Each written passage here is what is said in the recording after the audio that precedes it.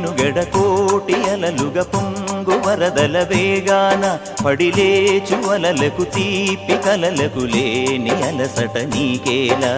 నల్ల నల్ల నీళ్లలోన ఎల్లకిల్ల పడ్డట్టున్న అల్లోమల్లో ఆకాశాన చుక్కల్లు అమ్మాయంటి జాబిల్లమ్మ అబ్బాయంటి సూర్యుడమ్మ ఇంటి దీపాలవ్వాలంట దిక్కులు ఎవరికి వారే